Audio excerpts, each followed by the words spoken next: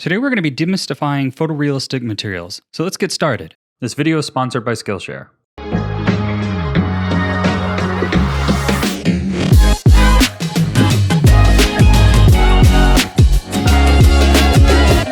Free sample pack available in the description below. My new asset pack is now available. Please check it out. And if you're looking at how to utilize these textures efficiently, I also have a Skillshare course, which I'll talk about later. I wanted to make this tutorial for everybody. So in the beginning, we're going to kind of go through some of the maps and elements that make up a basic material in hopes that that'll help out some of the beginners. But towards the end, we're going to start diving into the kind of theory and some of the tools and practices I use that get a little bit more advanced. So we're going to be using this principled BSDF node to kind of walk through the elements of what makes a material, and we're going to deep dive into most of these elements. Now, even if you're not using this node in your materials, though you're most likely using it in almost all of them, this contains a lot of the elements that you would be creating elsewhere with nodes as well, making it a kind of good reference point.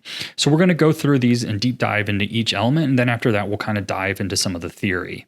So up here at the top, we have GGX, and you can change it to multiscatter GGX. And what this is it is how kind of the roughness is working and kind of the reflections in your object. And then below that, you have what says random walk, and you have some other options here. And this deals with how your subsurface is scattered. If you want an in-depth explanation of the differences in these kind of scattering methods, under the properties section in the Blender manual, they actually have a deep dive explanation into each one and which one you may want to use per scenario. Now, a lot of my materials are made with a mixture of kind of procedural nodes and image-based nodes. So I'm going to be using some of those maps as references. And here you can see I have this cardboard damage texture, which is up here as well.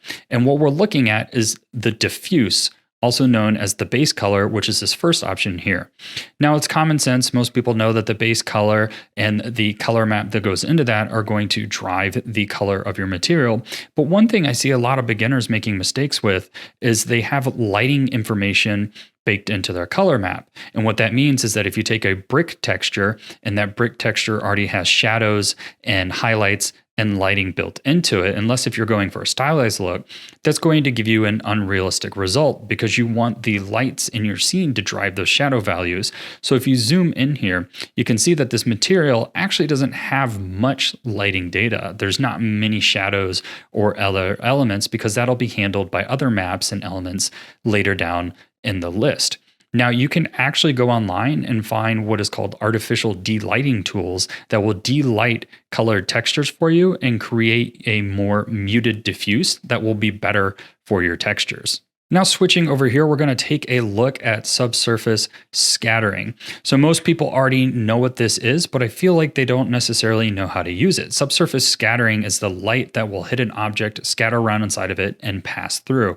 So if I took this color here and made this green, you could see that kind of light that is passing through. So of course, this works on things like skin and ears, kind of like the skin in between your thumb and your index finger is one example a lot of people use, or it can be something like the edge of wax. So those would be kind of some examples where that is utilized. So up here we have the subsurface here, and this of course controls the amount. And we're going to come back this into a minute. I have a tip here that will add a lot of realism to your subsurface. Here we have the radius, which is the average distance that the light is scattered around. And if you twirl that down, you can change that. Below here, we have the index of refraction for our subsurface scattering. And then here we have the anisotropy, which will kind of control the direction of that scattering. Now, a lot of times you're going to leave these kind of settings at default. However, if you look up online, you can find lists for the radius and the IOR if you're looking for a particular situations such as a certain type of skin or wax. You can kind of find those numbers and input those pretty quickly from Google. But what I want to talk about is this subsurface up here. A lot of people just turn this on their model and call it a day, but the problem is that will apply subsurface to your entire model, which is not realistic. And this can be driven by a white and black value. And where that can be useful is in creating things called thickness maps. And here in this software, which kind of specializes in creating some of these type of things, I'm going to show you how to do this in Blender. So don't worry, we'll hop back over there in a second. But you can see here that my nose and my ears are kind of darker, representing that they are thinner and more light would pass through. So let's look at how we can create this thickness map pretty easily in Blender. So here I've created an example scene to show you how to create your own thickness map, and it's actually pretty simple. So what we're going to do first of all is we're going to take the subsurface color here and we're just going to push this all the way to red, and that'll just show us where our subsurface is occurring a bit later. And we're going to go ahead and search for an ambient inclusion node. And then what we're going to do is take this AO and plug it into our base color. And this is just so that I can show you where this is occurring. But what we're going to do is we're going to click on inside, and then we're going to click on only local, and then we're going to hit Shift A, and we're going to look for an invert node here. We're going to go ahead, put that in between, and what that's going to do is invert that. And then we can play with the distance here. And we're going to go ahead and lower this distance. So if I go ahead and lower this down, you should start to see that it's starting to kind of darken our skin. So we can see here that where things are thicker are appearing black. So those will not receive subsurface scattering, which is what we want. So we'll go ahead, turn that down. And I think that's looking pretty good. So we're going to get a little bit on our knuckles and definitely on our ears here. So the base color was just to kind of show the thickness map, make that a little bit more visually obvious. But if we go ahead and if you hold Control click, you can move this over here to subsurface. And you can see now we're getting that kind of skin color coming through. So we have that kind of red coming through. And if I was to take this and make this a bit orange and come up here, and that's kind of a quick way you can create more realistic subsurface scattering on your models. But let's move on down the list. Next up on the list is metallic, which is kind of self-explanatory, but if we go down here and we grab a kind of metal painted scratch, let's drag this on here. You'll see here that we kind of have our metal paint and then we have these scratches. And you can see here that everything white is appearing as a full metal as that is coming through. And then everything black or gray reduces metalness of your object. Now, I feel like a lot of people misunderstand this next one, the specular and specular tint. This kind of determines the specular reflection and how faces along the normals will reflect. Now, the tint here, if you turn this all the way up, will turn it to the color of your base color, whereas by default, it's kind of white. And if I go ahead and I just apply this basic material here, and let's go ahead and turn this to red and tab out of edit mode here to make this easier. You can see that if I turn the specular all the way down, we lose all of our reflections. Now this isn't the roughness. This is kind of determining how those reflections appear. If I turn this up, you can see that specularity is moving all along the faces there. And where this can become super useful is when creating metals, because if you look in the Blender manual here, you'll see that there's actually an equation here for kind of calculating the specular value of your material based off the index of a refraction. And if you look up index of a refraction materials, you can just find a list of numbers here. Now I've gone ahead and found out a way to put this equation in Blender, and I'm going to show you how to do that really quickly. Now, if I go ahead and drag my gold metal pure here, and I grab this material, and I'm just going to tab in here and show you that equation. So you can see here, I've kind of grouped this and created a specular and an IOR, and that specular is just feeding into the specular up here, and that IOR is just feeding into the IOR here. With that IOR value going up, meaning that you will just go online, look up the index of refraction, and then you just input that number and it'll kind of automatically do the math for you. Now I'm going to go ahead and go full screen here and just let you see this node setup so that you can go ahead and copy that for yourself if you would like. Now, next up, we have roughness. Most people understand what this is. Everything black that is input here will be completely shiny, and everything that is white will be rough. So if you look here at this kind of pure metal I have here, you can see that it's kind of a noisy dark gray. It is mostly reflective. But if I go ahead and grab something like metal worn, and I look at the roughness map here, you can see that there's a lot of variation there, and you can see how that's kind of creating variations in the roughness. As I said, most people understand that.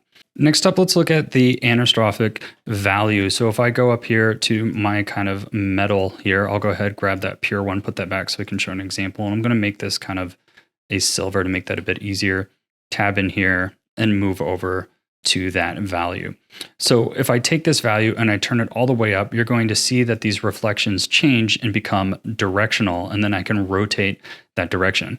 Now, this is a very specific scenario. An example where you might use this would be if you were trying to do the metal on the bottom of a pan, and you know how it has that kind of circular reflection that goes around. And that's what these values are used for. Now, next up is the sheen value. Now, here I've applied a fabric flannel. Now, the sheen is used more for things like velvet or silk and kind of how they have that reflective surface on top of the fabric. However, I've found that applying it to a lot of fabrics, at least when working in cycles, will give you a bit more realistic of a fabric look, even if it's not technically realistic. It'll kind of usually give you that look you're going for. So if you pay attention to the edges right here, if I go ahead and turn the sheen value up, you can see how light is starting to carry across the surface subtly a bit more. Now if this tint value is set to 1, that's going to be a white value. And if I turn this all the way up, it's going to feed into the base color value, which in this case would be kind of the red and black. And I found that setting the sheen to about like 0.5 and the tint to about 0.25 usually gives me just a little bit more of a fabric-y look when rendering in cycles.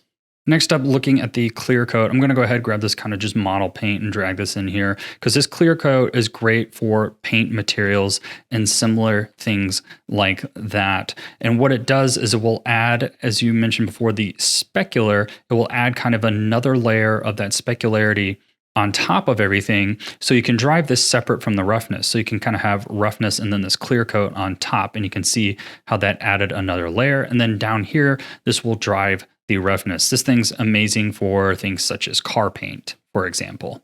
Now we're going to go ahead and move quickly through these last few as they're all kind of been covered before, but we have the index of refraction, which is how light will refract through a material with transmission. Most materials, you can leave this at the default value, but if you're dealing with metals or glass or water materials, you're going to want to look up a kind of list of index of refractions and import the numbers there.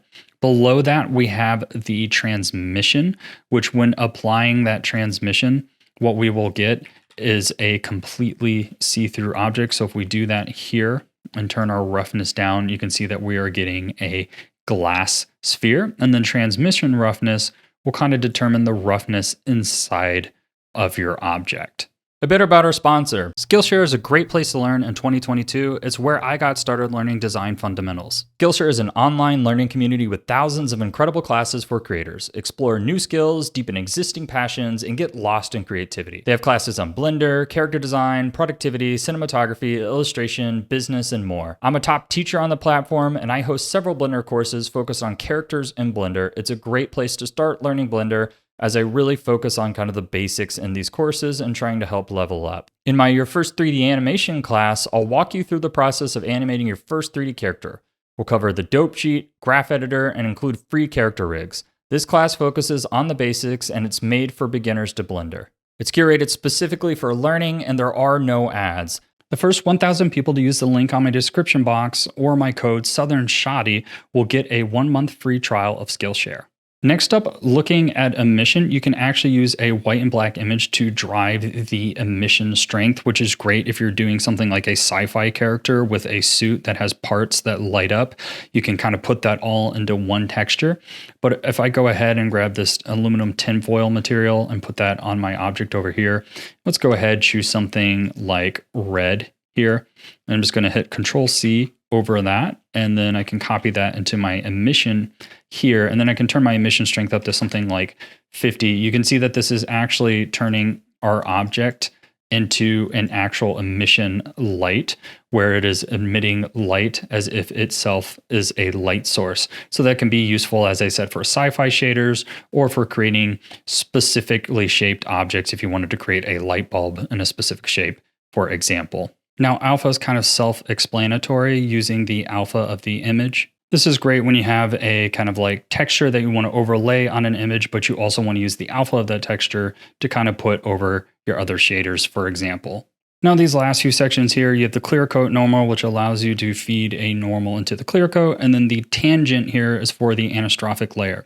You're rarely ever going to use these, but the normal map here is kind of a more efficient bump map, as it can manage more directions using a variety of colors. You can also plug a bump map interior using a bump map node, and this will create bump layers based off of white and black values, but using a normal value, it will kind of use purple to green. So if I go ahead and grab this wood press texture and put this in here, and I want to put the bump up to something like 5 to make it a bit more extreme, it's actually using all this information here to kind of create that bumpiness across the object. Now, I think when most people think normal maps, they think scratches and other things like that, but it's also worth noting that you can use it to add details to objects. So here's a fridge modeled by Rusted Pixel that he let me use. And if I rotate around here, you can see that I've actually used a normal map to kind of create a vent indentation on the fridge. And that way it doesn't add a bunch of extra geometry, but I still kind of get those details. And especially when viewed from afar, it's not even noticeable that it's not actually modeled in there. Now we can also use displacement, or what is also sometimes called a height map, using this white and black information over here. If I go ahead and kind of drag this black styrofoam on, what I can use is this displacement information to create, you can see here, it's rough in the preview, but it's actually creating actual displacement on the geometry instead of just a bump map. However, I feel the process is a bit complicated in Blender on how to do this. I'm going to show you how to do that really quick. Of course, you would need to do a displacement node, and you would just plug your map here into the height value and plug that displacement there. And that would allow you to apply the map to your object, but you have to do a few things to properly use it. So first of all, you're going to want to come up here to your render properties, and you're going to want to come to your feature set and set this to experimental.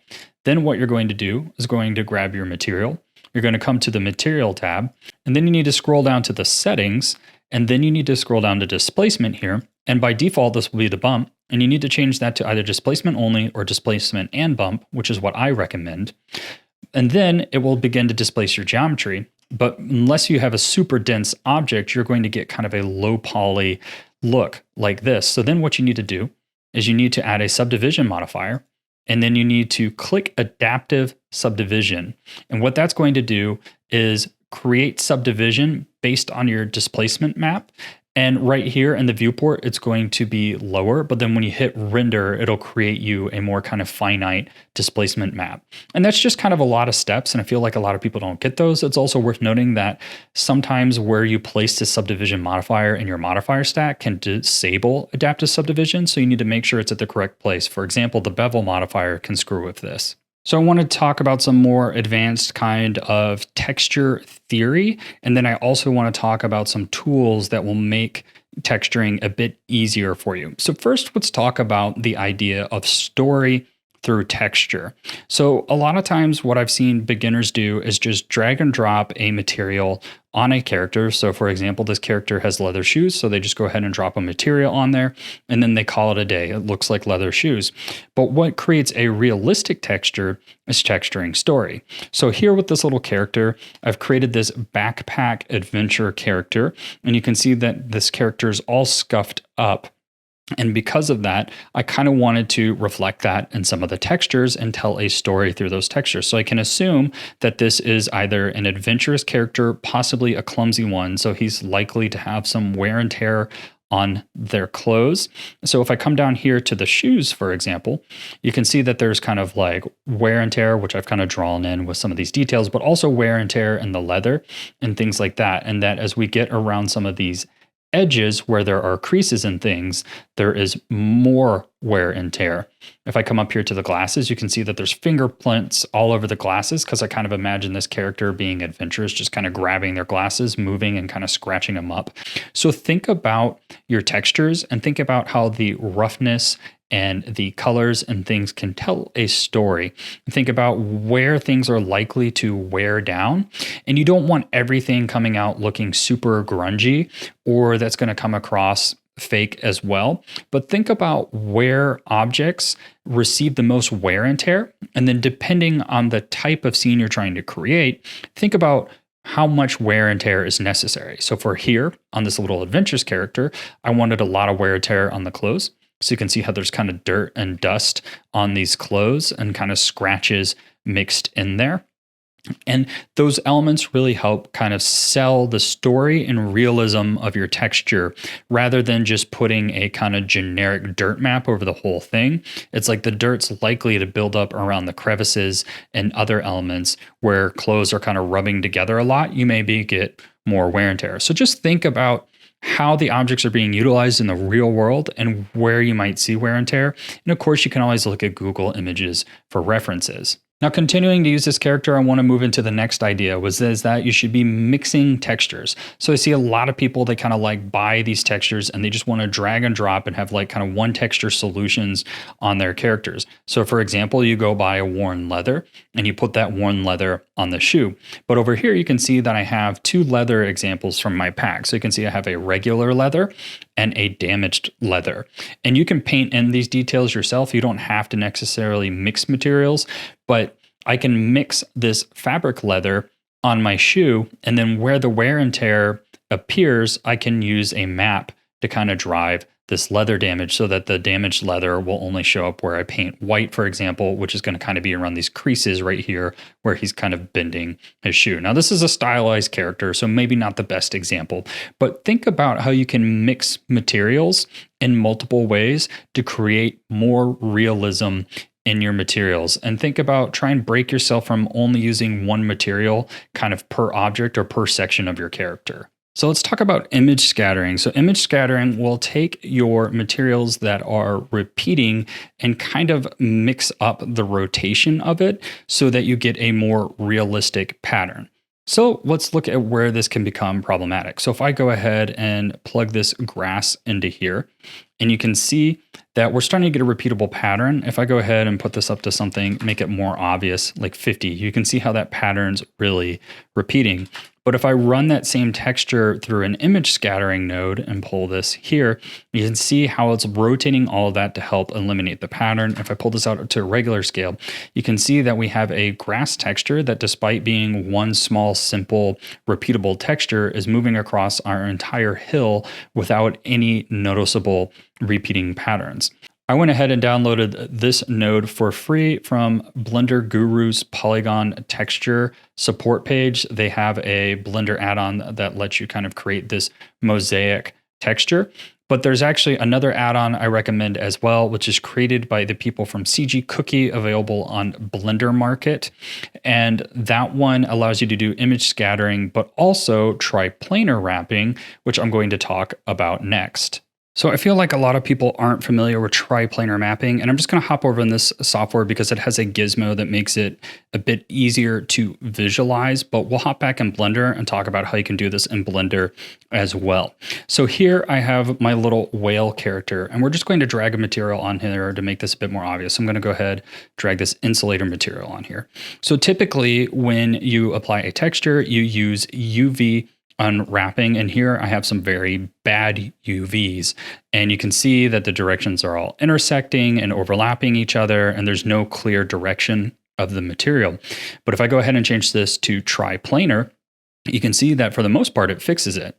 So triplanar can actually overcome a lot of bad UVs if you're struggling with UV unmapping. And what it's doing, and you can kind of see in this box, is it's actually using three different planes. Here it's represented by a cube, but it's using three different planes to project that texture at our object and thus kind of wrap the material around our object as it can best see fit. Now you can see here it is having a little bit of issues, but you can actually move these things around and kind of get that aligned. Now you can accomplish something like this in Blender, so let's hop back over there and look at how we can do that. Now, to get true triplanar projection, you actually have to have a pretty complicated math node setup.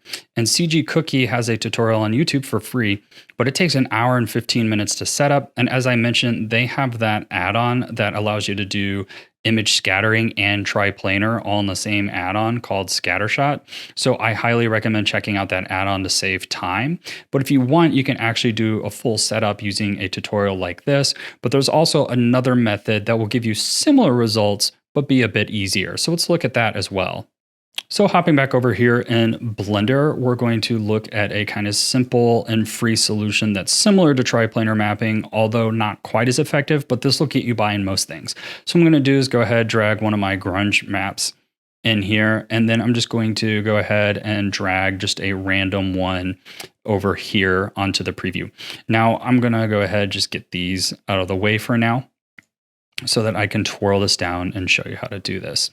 So if I press Control T on this with Node Wrangler add-on enabled, it'll create kind of this mapping node. And I have this properly UV unmapped. So to further illustrate this, we're going to move this over to kind of a generated icon, which will give us this kind of distorted look. And let's go ahead and maybe scale this up to 2 on everything to make this illustration a bit better. Now, when you look at your image maps in Blender, you'll see here that by default it's set to flat, and that's going to project a 2D image on the object utilizing the UV maps or kind of the coordinates that you input. But we can actually change this to box.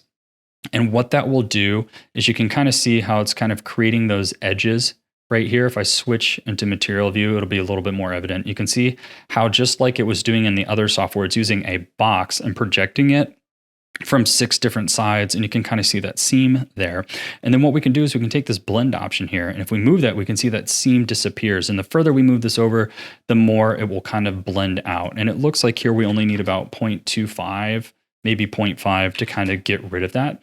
And that's one way that you can kind of improve the textures on your objects if you're having a hard time UV unwrapping them, or if you don't have time to UV unwrap every single little object in your scene. As usual, thank you for watching, and tag me in your creations at Southern Shoddy on Instagram and Twitter so that I can see what you've made. If you're interested in supporting the channel or getting some project files, I do have a Patreon and products that I sell. Links in the description below.